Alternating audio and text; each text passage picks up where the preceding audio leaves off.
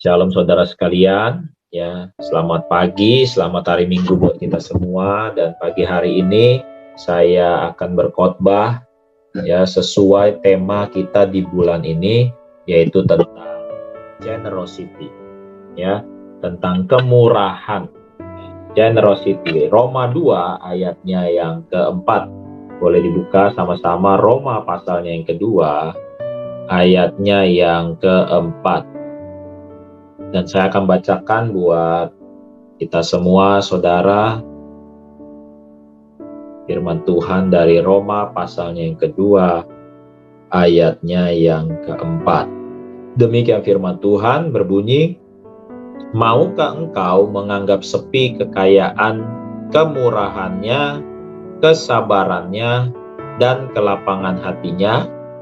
Tidakkah engkau tahu bahwa maksud kemurahan Allah ialah menuntun engkau kepada pertobatan? Berapa banyak di antara saudara yang pernah atau mengingat kondisi ketika Yesus mati di atas kayu salib, lalu ada dua orang lainnya yang disalib juga bersama-sama Tuhan Yesus, yang satu di sebelah kiri, yang satu di sebelah kanan, di mana kedua-duanya punya kejahatan yang sama, yakni mencuri. Kedua-duanya disalib bersama-sama dengan Tuhan Yesus. Kedua-duanya punya kesempatan yang sama untuk memiliki pengalaman bersama Tuhan Yesus. Yang satu, yang sebelah kanan, dia mengambil pengalaman bersama Tuhan Yesus ini untuk bertanya, ya, untuk kira-kira dia punya proposal gitu ya, dia punya pengajuan. Kalau Tuhan Yesus ini beneran Tuhan, dia minta supaya dia bisa ikut bersama-sama Tuhan Yesus ke Firdaus. Firdaus itu bicara tentang sorga. Dan saat itu Tuhan Yesus mengabulkan, saudara.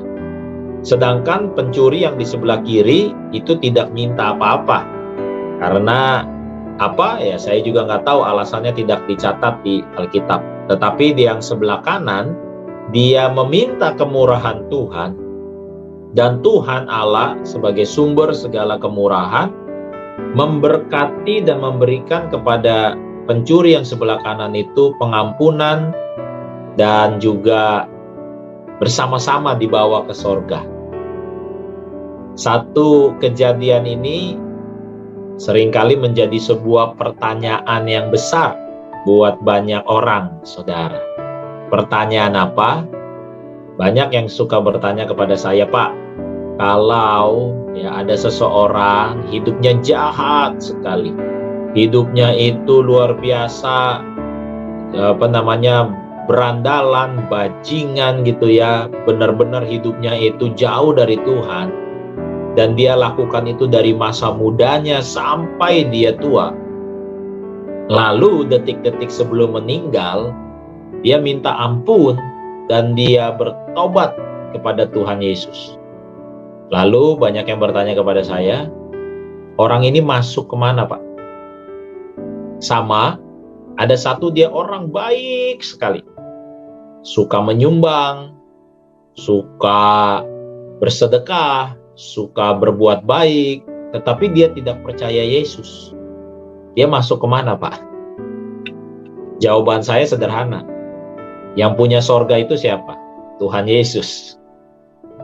Ya, syarat untuk masuk ke sorga itu apa?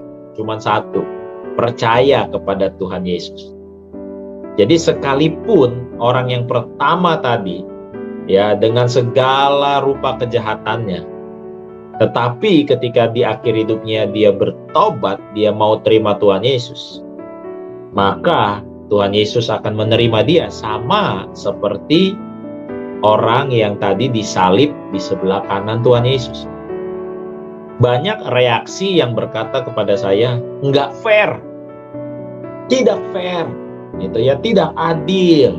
Masa orang seperti itu mendapatkan kemurahan dari Tuhan? Saya mau katakan sama saudara, ya itulah yang disebut kemurahan. Kemurahan itu tidak berbicara fair atau tidak fair. Kemurahan itu berbicara tergantung siapa yang memberikan kemurahan itu. Sama halnya, saya yakin saudara pernah memberikan kado kepada orang yang berulang tahun. Saya yakin saudara tidak memberikan kado yang sama untuk dua orang yang berbeda. Ada kalanya kepada yang satu saudara berikan mainan, ada kalanya kepada yang lain saudara berikan mungkin baju, ya. Bisa nggak kira-kira yang terima baju itu tahu bahwa saudara memberikan kepada yang lain mainan? Lalu dia protes sama saudara, nggak fair, kenapa saya dapat baju, sedangkan teman saya dapat mainan? Tentu saudara akan heran, kenapa diprotes? Karena itu suka-sukanya yang ngasih kado. Demikian juga dengan Tuhan, saudara. Bahwa Tuhan memilih untuk bermurah hati kepada saudara dan saya. Bukan untuk kita akhirnya hidup seenaknya di dalam dunia ini. Bukan untuk akhirnya kita bisa melakukan apapun yang kita ingin lakukan. Tetapi di Roma 2 ayat yang keempat dikatakan bahwa kemurahan Tuhan menuntun kepada pertobatan. Bahwa kemurahan Tuhan itu justru membuat saudara dan saya pada akhirnya menjadi sadar bahwa yang terbaik di dalam hidup ini adalah ketika saudara di dalam Tuhan. Saya bisa sampai hari ini masih banyak hal-hal yang kurang dan sebagainya, tetapi dalam hidup ini saya banyak mendapatkan kemurahan Tuhan. Di wilayah DPD Bekasi, saudara GBI, GBI Life ini dikenal sebagai gereja yang murah hati. 2 minggu terakhir ini saja sudah ada 2 pendeta yang menghubungi saya, ada 1 pendeta yang menghubungi istri saya. Seperti biasa, ya, pendeta-pendeta ini menghubungi kami biasanya untuk minta sumbangan, saudara. Karena mereka berpikir ada satu image gitu ya. Kalau ke GB Life pasti dikasih. Bukan berarti GB Life kaya, saudara.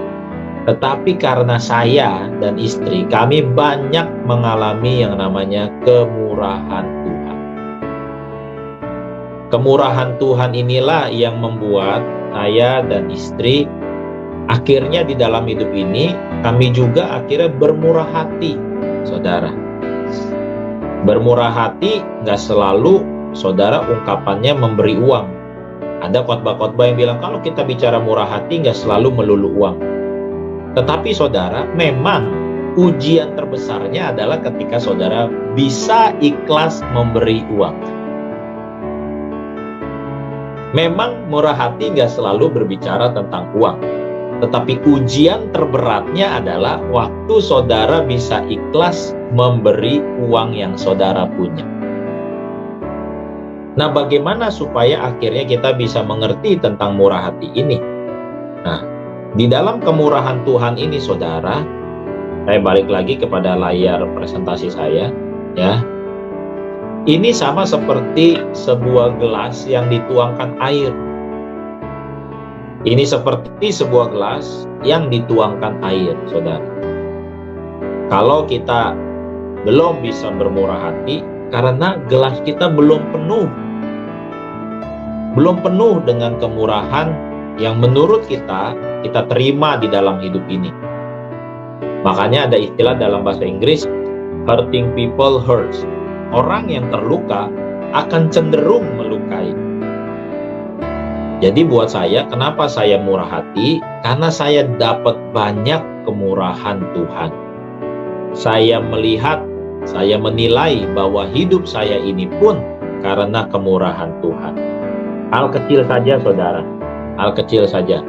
Waktu saya beberapa waktu lalu khotbah di Depok, di gereja dosen saya, ya. Nah, waktu ibadah, ya, awal-awal ibadah, dosen saya ini berbicara kepada saya. Ya Jun, ya kondisi gereja jemaatnya belum ramai. Mereka masih lebih suka ibadah online. Jadi ibadahnya kayak kita waktu bulan-bulan sebelumnya. Ada ibadah offline, ada ibadah online. Dia bilang begini sama saya.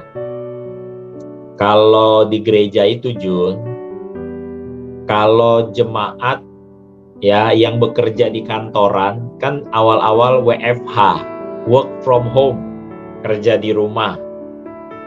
Tapi ketika bos mereka bilang, besok masuk, besok WFO, work from office, bukan lagi work from home, langsung semuanya masuk kerja. Kalau saudara ingat, di bulan-bulan November, Desember tahun lalu itu jalanan mulai macet di mana-mana. Ya, karena orang sudah mulai masuk kerja.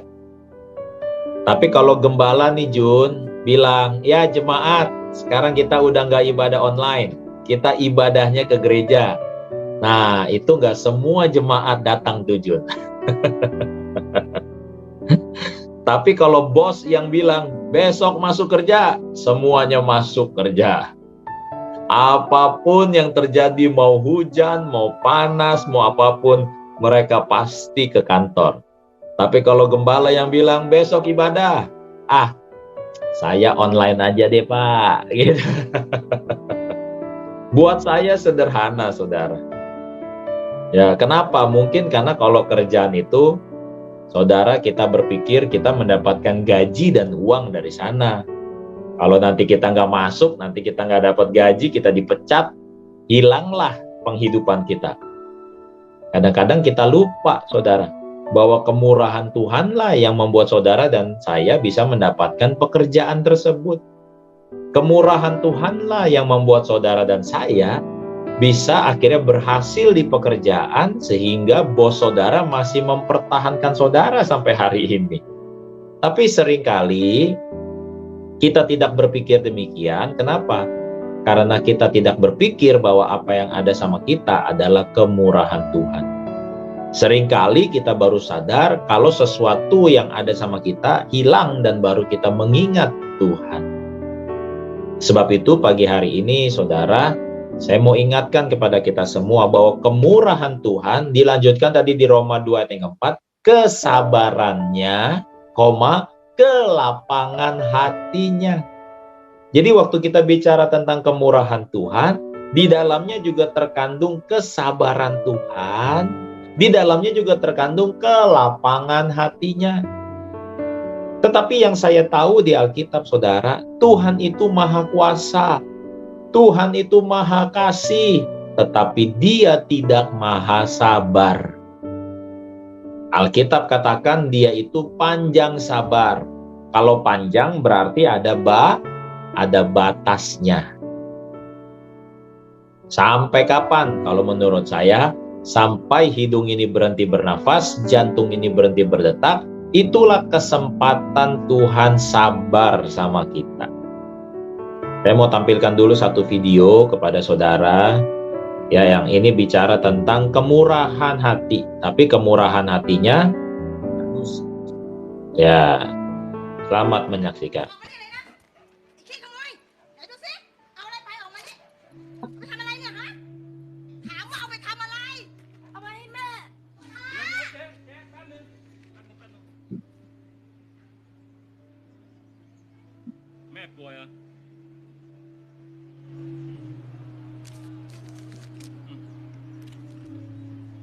Giờ thăm gì nè? Muội, cao lẩu.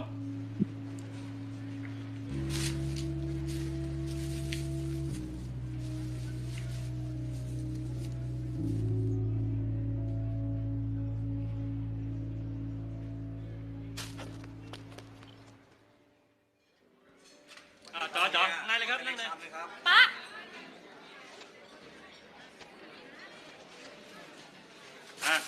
ตัดไปสั่งมาเร็วต่ออะไร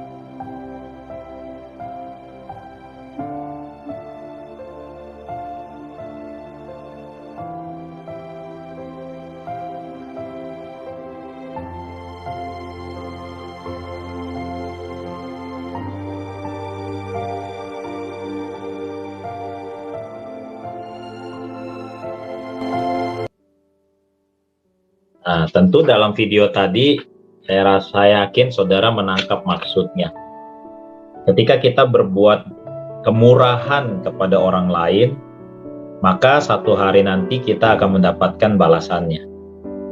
Kenapa Tuhan murah hati sama kita? Kalau dalam video tadi ditulis ya, bahwa biaya berobatnya sudah dibayar 30 tahun yang lalu.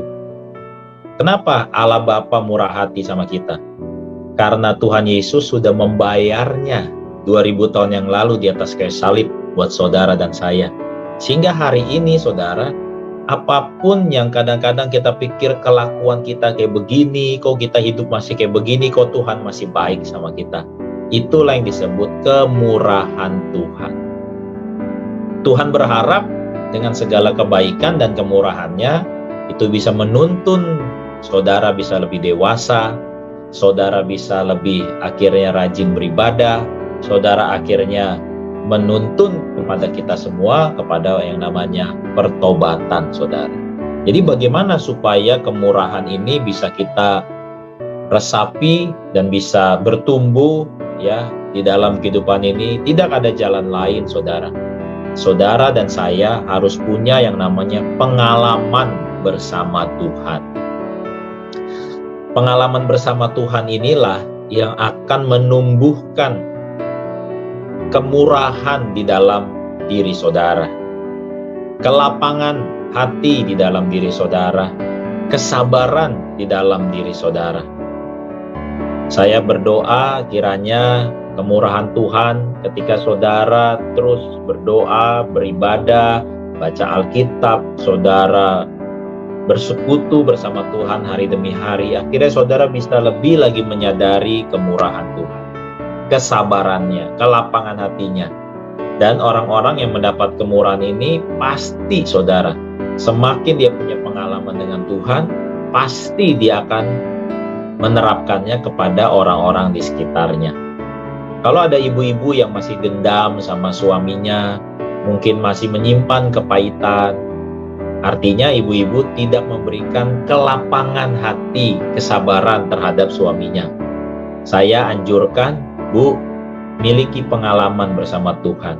Tuhan itu sabar sama ibu. Tuhan juga memberikan banyak pengampunan kepada kelakuan-kelakuan kita semua. Demikian juga bapak-bapak yang mungkin menganggap istrinya tidak sesuai atau menganggap istrinya harusnya bisa berbuat yang lebih baik. Mari bapak-bapak, kita juga bermurah hati, kita juga sabar, kita juga memiliki kelapangan hati kepada pasangan kita. Demikian juga dengan anak-anak muda terhadap orang tua terhadap anak-anak. Mari kita semua bisa bermurah hati, punya kelapangan hati, punya kesabaran. Kalau saya teliti, kenapa sih Tuhan bermurah hati? Kenapa sih Tuhan sabar dan lapang kepada kita semua? Karena Dia percaya sisi terbaik di dalam hidup kita. Dia percaya karakter terbaik di dalam diri kita masing-masing. Dan Dia percaya bahwa yang terbaik ini itu yang akan bertumbuh, berkembang, dan akhirnya saudara bisa menggenapi panggilan yang Tuhan tentukan buat kita semua. Orang bisa bermurah hati, saudara, karena dia punya pengalaman. Ada istilah begini, saya baik sama dia karena dia dulu baik sama saya. Kalau orang hari ini kurang bermurah hati, apalagi dalam urusan pekerjaan Tuhan, di dalam urusan keluarga, buat saya sederhana, karena dia kurang pengalaman dengan pribadi yang paling murah hati, yaitu Yesus. Sama seperti tadi ya, ilustrasi gelas tadi, saudara, ya. Kalau saudara mau hatinya penuh dengan kemurahan Tuhan, mau nggak mau saudara harus diisi gelasnya sama kemurahan Tuhan. Saudara mengalami yang namanya pengalaman-pengalaman bersama Tuhan. Dengan demikian, saudara akan berpikir bahwa, oh iya ya, Tuhan sudah baik terhadap saya. Sama seperti saudara, apa yang saya lakukan di dalam kehidupan ini. Dengan saya menggembalakan gereja, kalau secara manusia, saudara, saya merasa diri saya tidak pantas jadi pendeta. Saya merasa diri saya mendingan orang lain saja yang jadi pendeta. Tapi saya ingat asal-usul saya, betapa Tuhan baik kepada saya. Berapa banyak di antara saudara yang juga tahu dulu mengalami waktu saya juga masih guru olahraga. Guru olahraga dengan gaji 2,6 juta sebulan, saudara. Tetapi saya juga punya impian bagaimana Tuhan bisa bermurah hati dengan memberkati saya secara materi. 10 tahun kemudian, saudara, dari seorang guru olahraga, hari ini saya bisa ada sampai dengan sekarang dengan jabatan saya dan dengan penghasilan saya. Saya selalu ngobrol sama istri dan kawan-kawan terdekat. Kok bisa ya seperti ini? Kok betapa Tuhan baik sama saya ya? Kok betapa Tuhan bermurah hati ya kepada saya? Karena pengalaman-pengalaman inilah saya akhirnya punya hati yang lapang, punya hati yang juga mau memberi dan juga bermurah hati. Saya rasa saya nggak perlu jelaskan kepada saudara, apalagi yang paling sering dekat sama saya, ya, bagaimana kalau urusan makan, urusan mungkin ada yang sakit, urusan mungkin ada yang ini, itu, dan sebagainya. Bagaimana juga dulu kita punya pengalaman, bahkan ada kalanya ya kemurahan hati ini juga bisa disalahgunakan ya, ngutang nggak bayar gitu ya. Akhirnya juga mungkin dia minta sesuatu yang sebetulnya dia juga punya, tapi dia belaga nggak punya supaya dapat lebih dan sebagainya. Tapi ya sudah, buat saya itulah dinamika kehidupan. Toh itu urusan mereka, tapi urusan saya adalah bagaimana saya bisa bermurah hati. Murah hati bukan hanya memberi tentang uang, memberi makan dan sebagainya, tapi bermurah hati juga bicara tentang waktu, saudara. Kalau dipikir-pikir, saya mikir gitu ya, saya jadi gembala, belum lagi saya kerja ya, belum lagi juga urus keluarga dan sebagainya. Ya, ini kalau dipikir-pikir mendingan saya asik-asik aja di rumah. Ya, atau mungkin saya main golf aja hari Minggu ini. Tetapi saya luangkan waktu bagaimana untuk bisa melayani jemaat Tuhan juga. Kenapa, saudara? Karena saya tahu Tuhan sudah baik kepada saya. Tuhan sudah baik kepada saya. Jadi kadang-kadang saya heran juga kalau ada orang yang bilang, Pak, saya nggak bisa ke gereja karena sibuk. Saya pernah bilang sama kita semua, kalau dibilang sibuk, saya orang yang paling sibuk, saudara. Ada nggak saudara yang pimpin perusahaan dengan karyawan 2.000 orang? Saya yakin nggak ada di antara saudara. Ya, saya pimpin perusahaan dengan 2.000 orang, dengan 32 cabang yang tersebar se-Indonesia. Dengan omset, saudara, bulanan itu bisa 2-3 triliun per bulan. Saya harus kelola uang itu. Ya, di satu sisi tetap saya luangkan waktu, siapkan khotbah, ya, lalu share khotbah, urus gereja. Kenapa, saudara? Bukan berarti saya sibuk, lalu saya nggak punya waktu buat pekerjaan Tuhan. Toh Tuhan yang sibuk ngurusin satu dunia, 6 miliar penduduk, dia masih punya waktu dengerin doa saya. Apalagi saya, saudara. Jadi saya harap, ya, dengan firman Tuhan sepanjang bulan ini tentang generosity, tentang kemurahan, saya berharap dan berdoa, hati saudara bisa lebih lapang, hati saudara bisa lebih sabar. Tadi firman Tuhan dinyanyikan di awal, ya kan? Apa di situ dibilang, kiranya engkau memperluas daerahku. Ya, itu mirip seperti ayat di Yesaya yang berkata apa?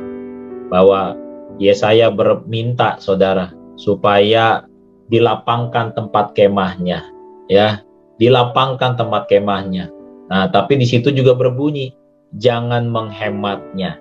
Ya, orang yang bermurah hati itu dia tidak hemat dalam memberi, dia tidak hemat dalam mengasihi, dia tidak hemat dalam sabar, saudara. Sebab itu saya ajak kita semua, ya, sampai titik terakhir dalam hidup kita, saudara, Tuhan Yesus tetap sabar kepada kita. Sama seperti pencuri yang di sebelah kanannya. Ya Tuhan, jika Engkau memang Tuhan, izinkanlah aku bersama-sama denganmu di Firdaus. Yang sebelah kiri nggak minta apa-apa, saudara. Karena mungkin feeling saya, ya, dia nggak percaya sama kemurahan Tuhan. Tapi saya percaya orang-orang di GB Live adalah orang-orang yang percaya sama kemurahan Tuhan. Sehingga hari ini, Kalau kita masih bisa Zoom, kita masih bisa bernafas, kita masih bisa makan, itu semua karena kemurahan Tuhan. Amin, saudara. Yang percaya beri tepuk tangan buat Tuhan Yesus. Haleluya. Kiranya kemurahan Tuhan ini saudara resapi, ya, saudara renungkan, ya. Coba kalau dipikir-pikir, saudara, ya, kita masih ada sampai sekarang, Tuhan sabar, ya. Kalau dosa-dosamu yang mungkin hanya Engkau yang tahu dan Tuhan tidak ungkap, itu juga karena kebaikan Tuhan, saudara. Dia Allah yang tidak memperhitungkan pelanggaran kita. Kalau kita pikir-pikir, ya, mungkin ada kesusahan dan kesulitan yang kita alami. Tapi toh sampai hari ini kita masih bisa makan, saudara. Itu juga semua karena kemurahan Tuhan.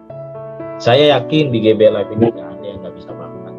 Dari layar ini kelihatan kok postur badan saudara nggak makan. Ini nggak mungkin nggak makan, saudara. Ya, jadi sampai hari ini, ya, kalau saudara coba renungkan hidup saudara, coba renungkan tahun-tahun yang saudara lewati bersama Tuhan, kesulitan demi kesulitan, pergumulan demi pergumulan. Masa cuma gara-gara Omikron saudara bisa mengeluh sama Tuhan? Masa cuma gara-gara kesusahan duniawi saudara mengeluh sama Tuhan? Mari, hari ini saya ajak kita semua lebih lagi punya pengalaman sama Tuhan. Lebih lagi kita sempatkan diri untuk berdoa, untuk ngobrol sama Tuhan. Ya, kalau saudara punya kuota handphone, saudara mungkin setel lagu-lagu penyembahan, saudara miliki pengalaman bersama Tuhan. Karena kebaikan Tuhan yang saudara alami, semakin saudara mengalami kebaikan Tuhan, semakin saudara baik sama orang lain. Jadi kalau saya suka ngeliat nih, ya, ada orang-orang yang pelit, hitung-hitungan, buat saya sederhana. Dia kurang mengalami kebaikan dari Tuhan. Kalau saudara ngalamin kebaikan dari Tuhan, saudara pasti baik sama orang lain. Saudara mengalami kemurahan Tuhan, pasti saudara murah hati sama orang lain. Saudara mengalami kesabarannya Tuhan, pasti saudara juga sabar sama orang lain. Karena diisi gelas kita.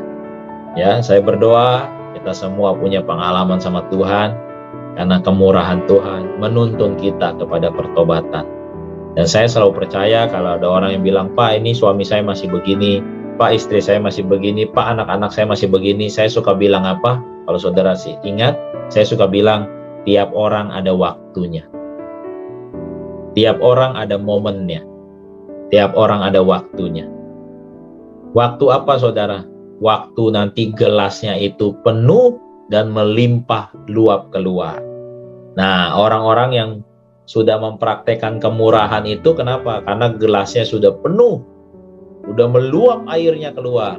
Nah, akhirnya dia artinya apa? Otomatis dia membagikan isi gelasnya. Dia membagikan isi kebaikan Tuhan di dalam kehidupannya. Saya berdoa kita semua punya pengalaman sama Tuhan, sehingga saudara menjadi orang-orang yang generous. Bukan hanya murah hati di dalam masalah keuangan, tapi saudara menjadi orang yang ringan tangan, ringan membantu, punya waktu untuk Tuhan, punya waktu untuk pekerjaan Tuhan, punya keinginan untuk bisa berkata kepada orang lain, what can I do for you? Apa yang saya bisa lakukan buat kamu? Tiap kali kalau ada orang WA kepada saya, biasanya saya tanya, apa yang saya bisa bantu? Saudara, kenapa saya katakan apa yang saya bisa bantu? Karena ada yang saya punya. Sama halnya, kenapa saya bekerja?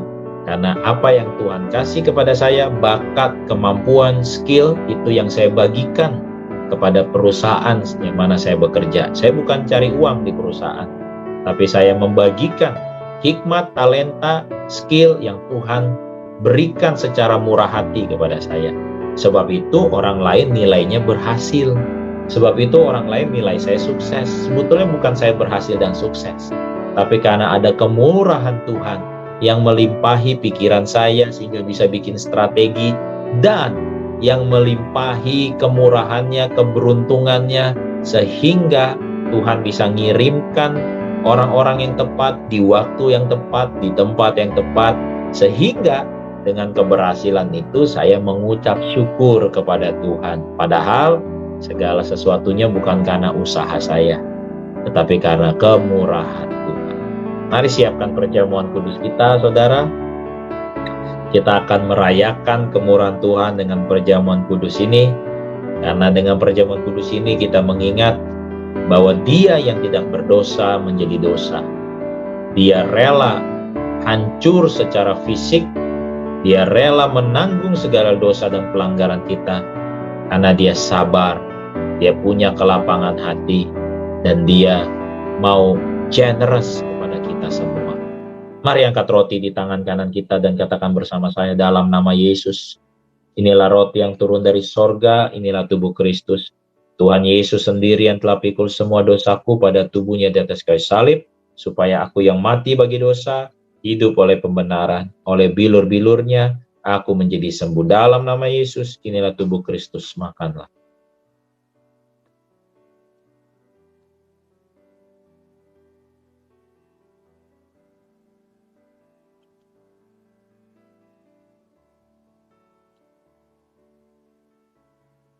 Mari angkat anggur di tangan kanan kita, katakan bersama saya, dalam nama Yesus, inilah darah Yesus, darah perjanjian yang baru dan kekal, yang berikan kami pengampunan, penebusan atas segala dosa dan pelanggaran kami.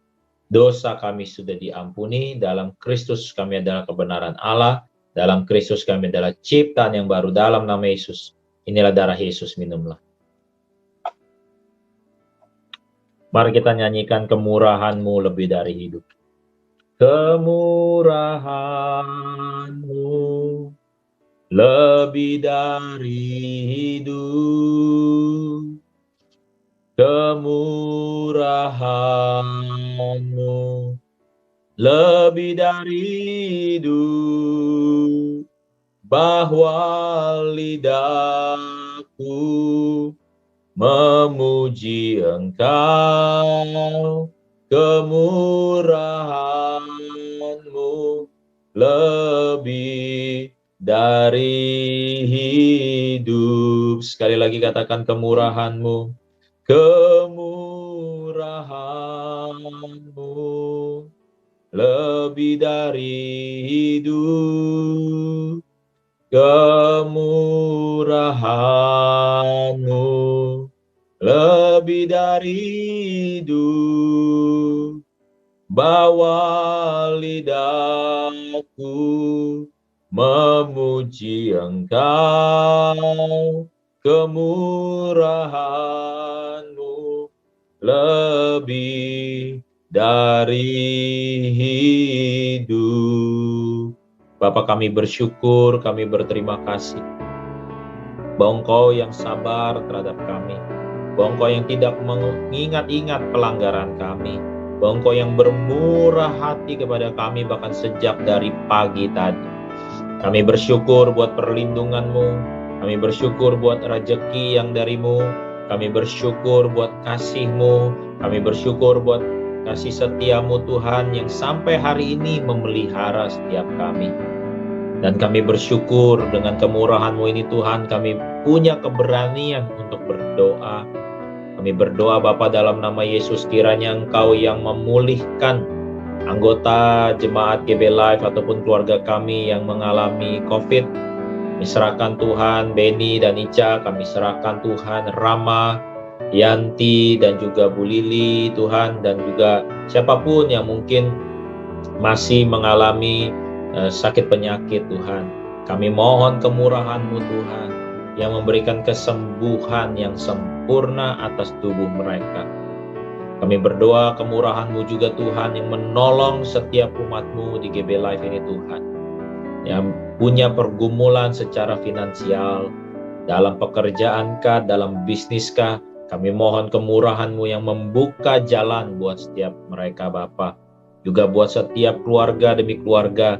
Biar kemurahan Tuhan yang mengikat kami erat dengan tali kasih-Mu. Ada kelapangan hati dalam setiap keluarga, hubungan suami dan istri melimpah pengampunan, kasih mula-mula di dalam keluarga Bapa. Biar kiranya Tuhan Kami boleh menjadi orang-orang yang menikmati, mengalami kemurahan Tuhan, dan kami bisa berbagi kemurahan itu kepada orang-orang di sekitar kami, Tuhan.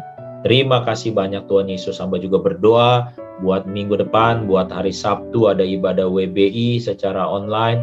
Kami berdoa Tuhan berkati Ibu Erta yang akan jadi pembicara, berkati semua kaum wanita di GB Live ini Bapa. Biar kiranya ibadah WBI hari Sabtu depan juga Tuhan Kau melawat, sekalipun secara online Kau melawat dengan kuasa dan mujizat-Mu. Juga hari Minggu Tuhan kami berdoa ada ibadah umum dan juga ibadah youth. Tuhan juga berkati anak-anak muda kami. Enggak, anak-anak muda kami ini Tuhan bagaikan anak-anak panah di tangan pahlawan.